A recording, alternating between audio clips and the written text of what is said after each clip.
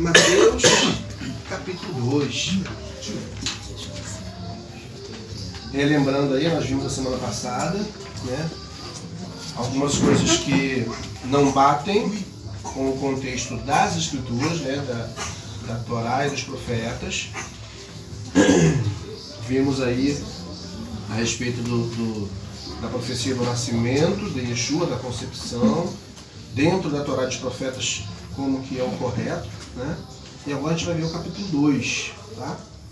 Vamos fazer a leitura e depois eu retorno fazendo os comentários. Importante lembrar que eu não falei semana passada, né? Texto dos evangelhos a gente analisa da mesma forma que nós analisamos os textos proféticos. Há momentos em que Yeshua está falando que não é ele quem está falando, mas é o verbo de Deus falando através da boca dele. Então é como nós temos que analisar com os mesmos parâmetros que analisamos os textos dos profetas, analisamos os evangelhos. Ou seja, conteúdo antes da primeira vinda, ou melhor, do nascimento de Yeshua, né, início do seu ministério, né, durante o seu ministério, e conteúdo profético após, né, que é no período da sua vinda, do seu retorno. Né? Então é preciso termos esse entendimento aí. Claro, também entendimento dos níveis da profecia, né? O nível imediato, nível médio e nível posterior para o futuro. Tudo isso dentro também da questão dos evangelhos, tá? Então vamos lá. Capítulo 2, verso 1. Depois de Yeshua ter nascido em Betlehem, Belém, na terra de Judá, durante o reinado de Herodes, magos vindos do Oriente chegaram a Jerusalém, e perguntaram: onde está o recém-nascido rei dos judeus? Vimos sua estrela no Oriente e viemos adorá-lo. Vou ler o texto do jeito que está, depois a gente conversa sobre isso. Quando o rei Herodes ouviu, ficou perturbado, como os demais habitantes de Jerusalém. Ele reuniu todos os principais Kohanim, sacerdotes, e os mestres da Torá, os mestres da lei, e lhes perguntou: onde o Messias nascerá? Em Belém, de Judá, responderam, porque o profeta escreveu. E aí ele faz um midrash de Miqueias, capítulo 5, verso 2. E você, Betlehem, Belém, da terra de Judá, de forma alguma é menor entre os principais de Judá, porque de você procederá o líder que pastoreará Israel, meu povo. Verso 7. Herodes chamou os magos para se encontrarem com ele em particular e lhes perguntou com exatidão sobre o aparecimento da estrela. Então ele os enviou a Belém com estas instruções: procurem cuidadosamente pelo menino, quando encontrarem, avisem-me para que eu também vá adorá-lo. Depois de ouvirem o rei, eles foram embora. E a estrela que tinham visto no Oriente foi adiante deles, até parar sob o lugar onde estava o menino. Quando observaram a estrela, encheram-se de alegria. Ao entrar na casa, viram o menino com Miriam, sua mãe, né? Prostraram-se e o adoraram. Então abriram sua bagagem e o presentearam com ouro, incenso e mirra. Mas foram advertidos em um sonho para não voltarem a Herodes. Por isso retornaram à sua terra por outro caminho. Depois que partiram, um anjo de Adonai apareceu a Yosef em um sonho e lhe disse: levante-se, pegue o menino e sua mãe e fuja para o Egito. Fique lá até que eu lhe diga para partir. Herodes procura pelo menino para matá-lo. Então ele se levantou, pegou o menino e sua mãe e partiu durante a noite para o Egito, onde permaneceu até Herodes morrer. Isso aconteceu para cumprir o que Adonai disse por meio do profeta. E aí ele faz uma midrash de Oséias 11:1, que fala: do Egito chamei meu filho. Enquanto isso, quando Herodes percebeu que os magos o haviam enganado, ficou furioso e ordenou a morte de todos os meninos de Beit-Lehem, das cidades vizinhas, com 2 anos ou menos, segundo a contagem do tempo feita pelos magos.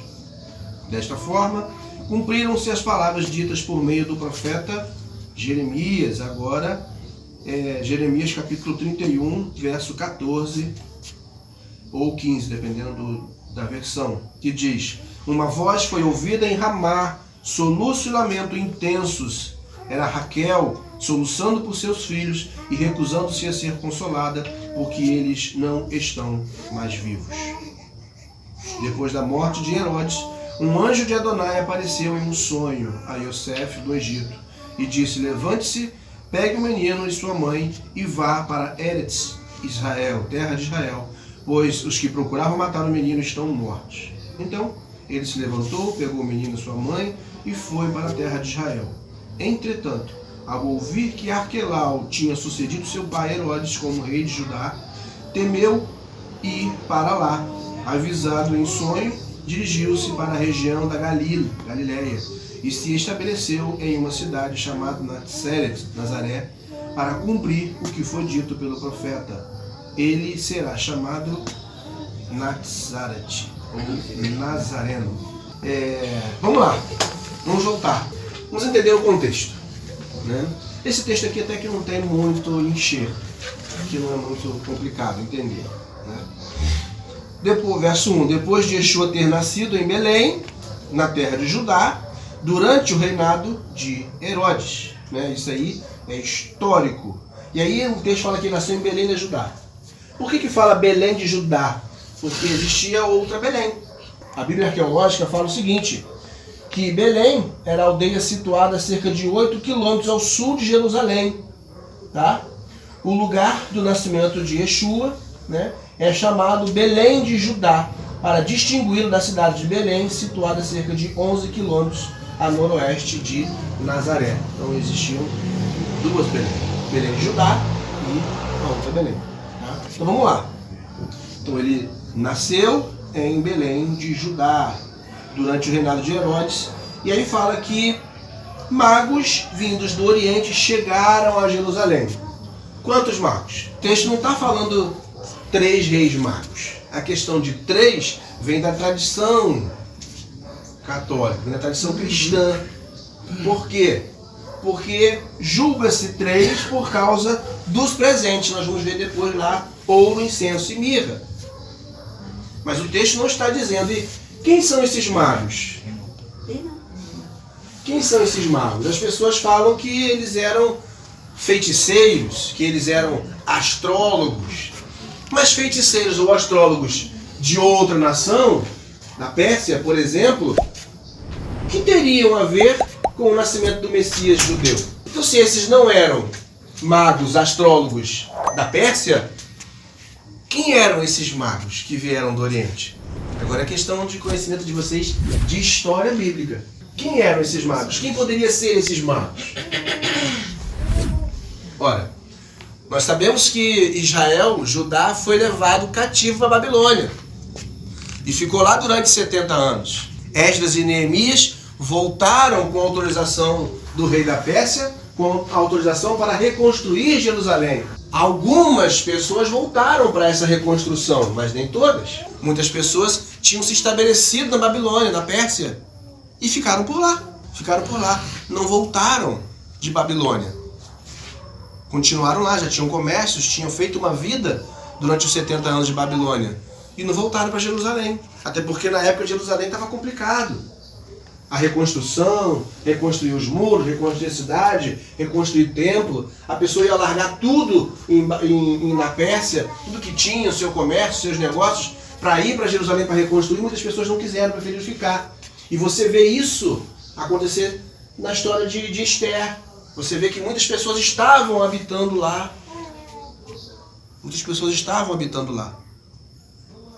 E aí, esses magos, traduzidos aqui como magos, né, podem não ser magos. Podem ser judeus que estavam habitando na Pérsia. E quando viram a estrela, entenderam que fazia menção ao que o profeta havia falado. Os profetas haviam falado a respeito do Messias. E aí foram em direção à terra de Judá. Por que eles sabiam onde procurar? Porque eles sabiam o texto dos profetas. E eles mencionaram o texto dos profetas para Herodes. O povo de outra nação não saberia o texto dos profetas. Né? Então você vê que você precisa entender o contexto para compreender quem são esses homens. Certo? Então magos vindos do Oriente chegaram a Jerusalém e perguntaram onde está o recém-nascido rei dos judeus. Por que eles já perguntaram sobre o rei dos judeus? Porque a profecia falava sobre um rei que nasceria. Qual é a visão a respeito do Messias? Nem todos compreendem a visão do Messias Ben Yosef, o Messias filho de José, o Messias pobre, o Messias carente. Muitas pessoas não entendem isso. E não entendiam ainda naquele período. Então eles estavam esperando o rei. E aí eles foram para Jerusalém porque o palácio de Herodes era em Jerusalém. Então eles acharam que o rei estaria ali. O menino estaria ali. A criança estaria ali. Certo? E aí perguntaram onde está o recém-nascido, o rei dos judeus. Vimos sua estrela no Oriente e viemos adorá-lo. Será que essa palavra está correta aqui? Será que eles foram realmente adorar? Ora, era comum se adorar um rei? Não. Se reverenciava um rei. Certo? Se reverenciava um rei. E olha que mesmo naquela época havia reis que se achavam divindades. Você vê Faraó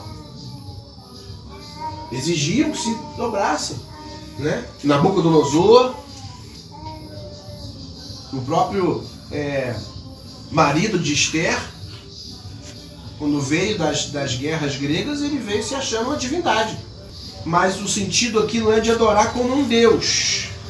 O sentido aqui é de se prostrar por reverência, para reconhecê-lo como rei, reconhecê-lo como autoridade, reconhecê-lo como alguém que tem um selo especial. E aí o texto fala, verso 3, quando o rei Herodes ouviu isso, ficou perturbado, como os demais habitantes de Jerusalém. Ou seja, todos ficaram assim. Como assim, rei? Como assim, rei? Está nascendo alguém que vai me tirar do trono? E aí os outros habitantes de Jerusalém ficaram, será que vai acontecer uma briga pelo poder? Verso 4, ele reuniu todos os principais sacerdotes e os mestres da Torá e lhes perguntou onde o Messias nascerá. Olha só, aí ele foi naqueles que ele sabia que conhecia as Escrituras. Torá e profetas. Existia aqui no Novo Testamento? Não. Então quais as Escrituras? Torá e profetas. Taná, Torá, profetas e escritos. E aí, a resposta para ele, onde nasceria o Messias, ele falou. E aí você já vê que era claro a compreensão sobre o rei, Messias. Que o rei que iria nascer é o Messias. Porque ele não perguntou aos sacerdotes, e aos escribas aonde ia nascer o rei. Ele perguntou, onde vai nascer o Messias? Porque Herodes aqui não era inocente. Ele não era uma pessoa de outra nação.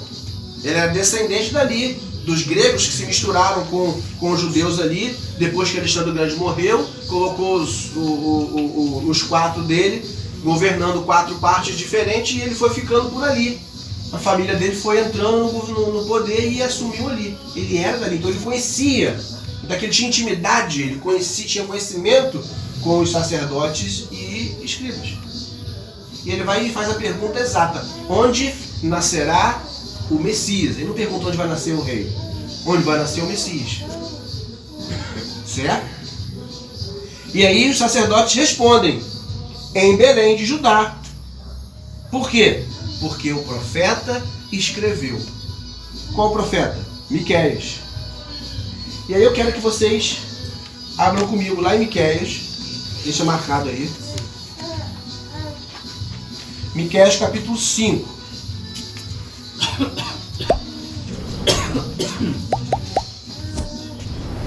Quem está para a judaica completa aí, Miqueias 5, verso 2. É 2. Por quê? Porque o verso 1 não faz parte do capítulo. O verso 1 faz parte do capítulo anterior. Na Bíblia judaica, na Bíblia hebraica, né? O capítulo 5 começa a partir do verso 2. O verso 1 é o verso 2.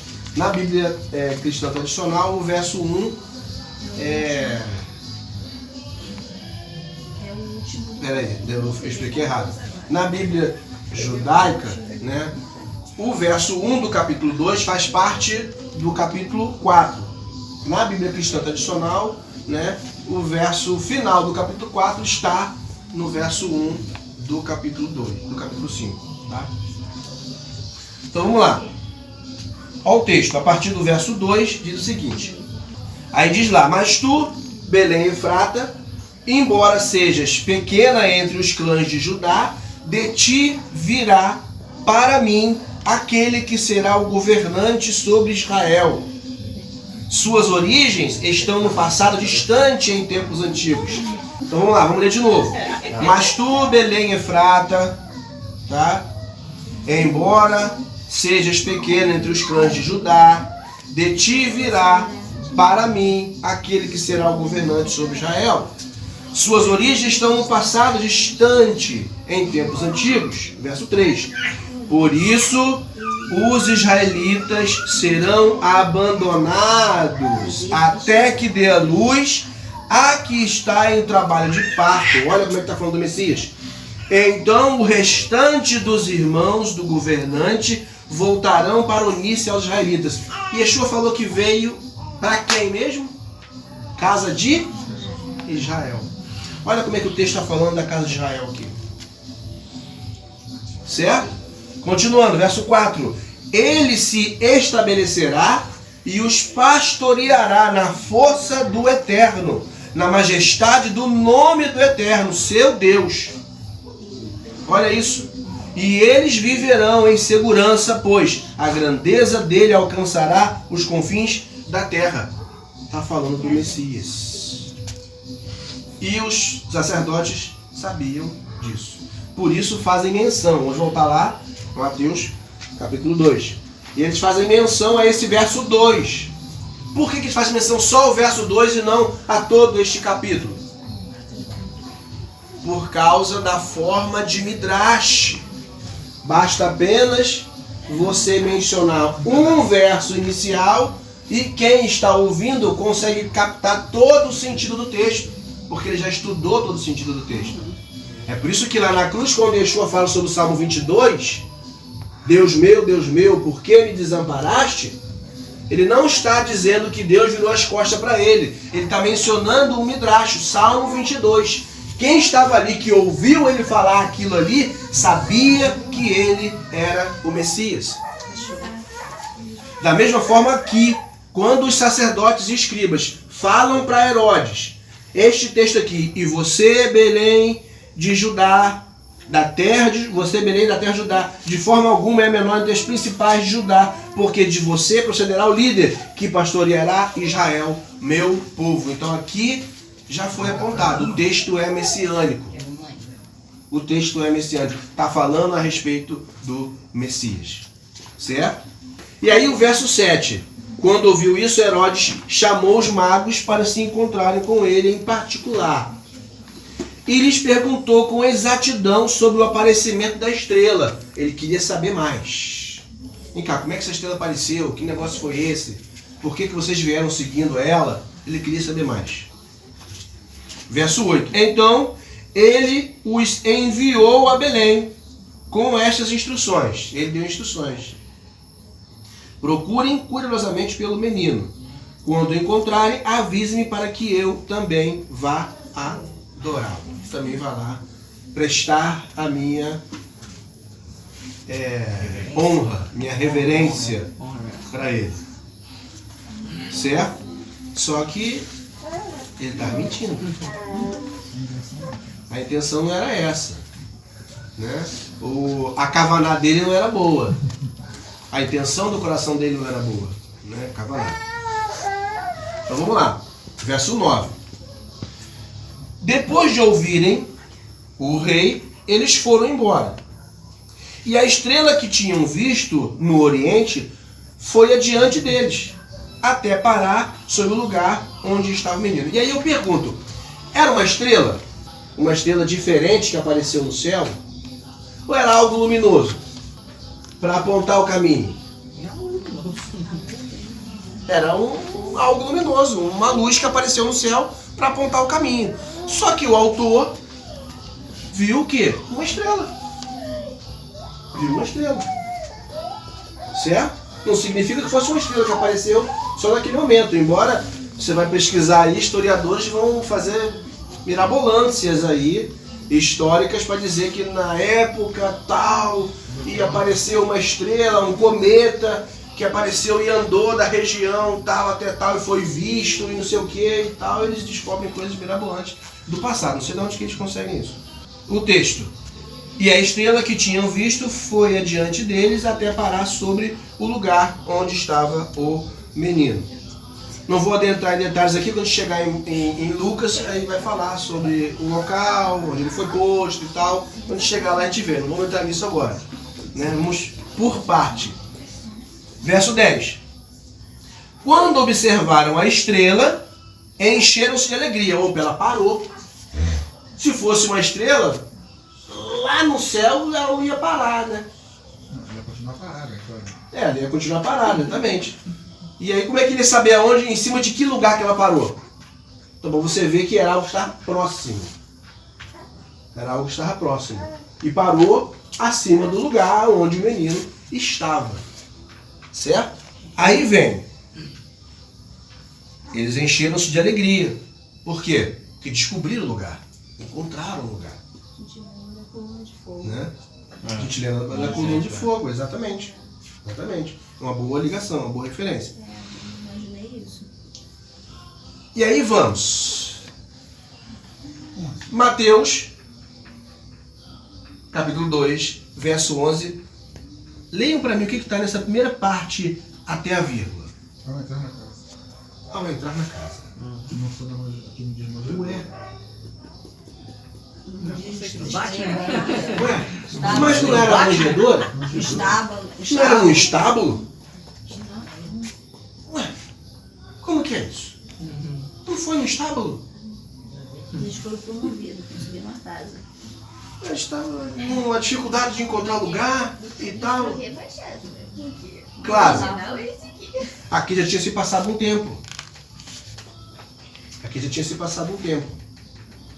Aqui, eles já estavam estabelecidos na sua casa. Não era aqui no dia do nascimento. Isso aí a gente vai ver em Lucas. Toda essa parte a gente vai ver em Lucas. Aqui já tinha se passado o tempo.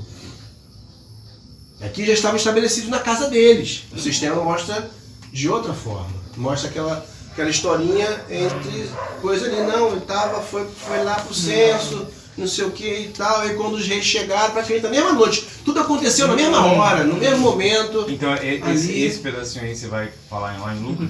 A gente vai voltar lá em Lucas, a gente volta e vai encaixar as histórias. Vai encaixar os pedaços. Aguarda. Tá? Vamos lá. Cenas do próximo capítulo. Então, ao entrar na casa, porque vocês vão entender que não foi um estábulo. E não foi em qualquer momento que eles foram. Né? Foi um momento especial que eles foram para Jerusalém. Então, tem um porquê. Vamos lá. Ao entrar na casa, viram o menino com Maria, sua mãe, com Miriam, né? Prostraram-se e o reverenciaram. O texto fala em adoraram, que até a Gasterno botou aí, caiu na onda do adoraram aí, né? O reverenciaram. Então, abriram sua bagagem e não diz quem foi, só diz e o presentearam com ouro, incenso e mirra. Não se sabe se os três deram ouro, incenso e mirra, ou se cada um deles deu alguma coisa, mas falam que eles o presentearam. Não se sabe quantos eram. Podia ser mais e cada um deles deu ouro, incenso e mirra. Porque ouro, incenso e mirra são coisas que indicam, como é que é a palavra? Realeza. São produtos que apontam para a realeza. Ouro, incenso e mirra. São produtos caros e somente a realeza tinha. Então cada um deles pode ter dado uma porção de ouro, incenso e mirra. Não necessariamente um deu ouro, outro deu incenso, outro deu mirra. Mas nas histórias, nas representações das nossas escolas dominicais antigamente, sempre foi assim. Então vamos lá. Então, abriram sua bagagem e presentearam com ouro, incenso e mirra. Verso 12. Mas foram advertidos em sonho para não voltarem a Herodes. O Eterno falaria com eles se eles fossem magos persas? O Eterno não fala com quem não é seu povo. Né? Mentira. O Eterno não fala com quem não é seu povo. Por isso, retornaram à sua terra por outro caminho. Por outro caminho. Verso 13. Depois que partiram, um anjo de Adonai apareceu a Yosef em um sonho e lhe disse: veja que por aqui tudo está acontecendo em sonho. Até aqui as coisas estão acontecendo em sonho. Falou em sonho com os homens, os magos. Falou em sonho com Yosef. Por quê? Porque Deus estava naquele período de silêncio. Estava finalizando o período de silêncio. Né? Estava finalizando o período de silêncio. E ele disse: levante-se, pegue o menino e sua mãe e fuja para o Egito. Aqui, né, você vê que eles colocam entre vírgulas. Levante-se, vírgula. Pegue o menino e sua mãe, vírgula. Fuja para o Egito. Por que fala assim? Por que não fala assim? Pegue sua esposa e seu filho e foge para o Egito. Porque se ele falar pegue sua esposa e seu filho, eles descaracterizam a divindade. Aqui é claramente um enxerto. Aqui é claramente uma alteração no texto. Certo? Então você vê aqui. O anjo podia ter falado assim com ele: pegue o menino e a sua mãe. O anjo podia ter falado, né? Mas uma vez que eles já estavam casados, por que não falou pegue a sua esposa e o seu filho e vão para o Egito? Certo? Fique lá até que eu lhe diga para partir. Herodes procura pelo menino para matá-lo. Até aqui tudo bem. Verso 14. Então ele se levantou, pegou o menino e sua mãe, aí ele bota entre vírgula de novo. A charada está aqui, olha, coloca entre vírgula. Por quê? Porque dentro do contexto lá está algo que é diferente. Então eles colocam entre vírgula para mostrar, olha, isso aqui está entre vírgula. Pegou o menino e sua mãe e partiu durante a noite para o Egito, onde permaneceu até Herodes morrer. Isso aconteceu para cumprir o que Adonai disse por meio do profeta. Tá? Oséias, capítulo 11, verso 1. Do Egito chamei meu filho. Então o profeta Oséias também fez uma referência, né, pelo Ruach, né, a respeito do Messias. Esse texto lá de Oséias, capítulo 11, também é um texto messiânico. Deixa eu pegar aqui para vocês. Oséias 11. Diz, quando Israel era menino, eu o amei, e do Egito chamei o meu filho. Mas, quanto mais eu o chamava, mais eles se afastavam de mim. Eles ofereceram sacrifícios aos Baalins e queimaram em incenso os ídolos esculpidos. Então está falando a respeito de Israel, mas também uma alusão ao Messias. Que ele fala, quando Israel era menino, eu o amei, e do Egito chamei meu filho. Uma referência, tá? Claro, uma referência. Qual a referência primária aqui? O primeiro nível da profecia. O povo de Israel, quando estava preso no Egito. Certo? A profecia secundária, falando a respeito do nascimento do Messias. Certo? Então fala, do Egito chamei meu filho. E, posteriormente aí, no futuro de Oséias aí, literalmente já apontando para a chegada do Messias. Certo? Verso 16. Enquanto isso, quando Herodes percebeu que os magos o haviam enganado, ficou furioso e ordenou a morte de todos os meninos em Belém, e das cidades vizinhas com 2 anos ou menos. Então você vê que aqui, olha o tempo aqui, ó. Por que já estava em casa? Já tinha se passado mais de um ano aí do nascimento. Certo? Tinha se passado mais de um ano.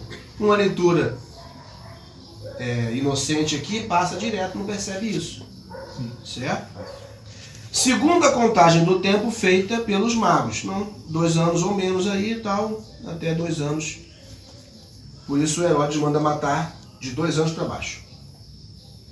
Dessa forma, aí vem Mateus novamente fazendo midrash, comprovando aí para os irmãos judeus que esse menino é o Messias. E ele fala, dessa forma cumpriu-se as palavras ditas por meio do profeta Jeremias. Uma voz foi ouvida em Ramá, soluço e lamento intensos. Era Raquel soluçando por seus filhos, recusando-se a ser consolada, porque eles não estão mais vivos. E interessante, Jeremias capítulo 31. Interessante que Jeremias 31 já é um texto profético que no final dele ele fala a respeito da aliança, fala a respeito de que o Eterno não quebra a aliança com Israel, fala a respeito da nova aliança que ele vai fazer com a casa de Israel e com a casa de Judá através do Messias. Mas você está vendo que aqui ele também está falando a respeito da morte das crianças. Então Jeremias 31, verso 14, na verdade nas Bíblias cristãs 14, na Bíblia hebraica 15, verso 15. Aí ele diz, assim diz o Senhor, ouve-se uma voz em Ramá, pranto e amargo choro. É Raquel que chora por seus filhos e recusa ser consolada, porque os seus filhos já não existem. Por que Raquel? Raquel só teve 2 filhos. Belém de Judá foi onde a morte aconteceu. Seria Raquel que era para estar chorando? Mas por que fala aqui Raquel? Porque Raquel é o apontamento para a congregação que dá a luz aos filhos do Eterno, a esposa de Jacó, certo? Ela engravidou ainda outra vez e teve um filho e disse, desta vez louvarei Adonai, e portanto ela o chamou Yehudá. Então, Judá é filho de Leia. Né? Judá é filho de Leia. Mas ainda não é Raquel. Né? E aí, Belém de Judá seria Leia que era para estar chorando. Mas o profeta, o Eterno usou o profeta e falou Raquel. Tá? Raquel. Por quê? Porque é a esposa amada de Jacó, fazendo alusão aí à nação do povo de Deus. Tá? E aí, verso 19. Depois da morte de Herodes, um anjo de Adonai apareceu em um sonho a Iosef no Egito e disse, levante-se, pegue o menino e sua mãe e vá para a terra de Israel, pois os que procuravam matar o menino estão mortos.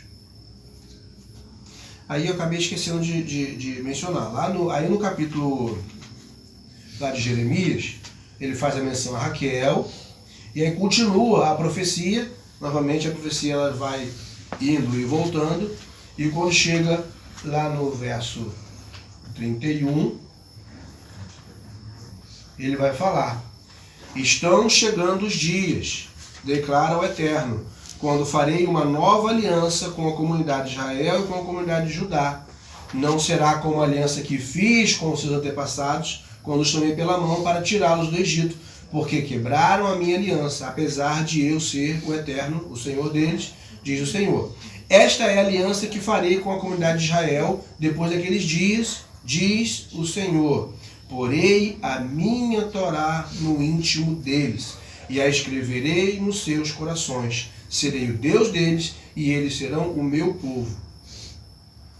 Então está falando a respeito do Messias. Através do Messias se faz essa aliança, para que vocês possam ver que Jeremias 31 é uma profecia messiânica e engloba partes diferentes da vida do Messias, tá? Tanto na parte logo após o seu nascimento, quando ele ainda era criança, parte do seu reinado e parte da sua glorificação, né? Parte da sua vida como Messias Ben Yosef, sofredor, parte do seu reinado no final, certo? Verso 21. Então ele se levantou, pegou o menino e sua mãe e foi para a terra de Israel. Mais uma vez ele mencionou ali o menino e sua mãe. Entretanto, ao ouvir que Arquelau tinha sucedido seu pai, Herodes, como rei de Judá, temeu ir para lá. Então ele já não foi para Belém. Já não voltou para Belém. Ele já não foi para Judá. Avisado em sonho, dirigiu-se para a região da Galileia. O que significa Galil? Alguém arrisca? O que significa Galil? Galileia? Galileia, Galil, vem de Goim, gentios. Gentios, terra de gentios. Certo? Então ele foi para lá para cumprir uma outra profecia que fala que o Messias estaria no meio dos gentios. Galileia dos gentios. Certo? E se estabeleceu em uma cidade chamada Nazaret, para cumprir o que foi dito pelos profetas. Ele será chamado Nazareno.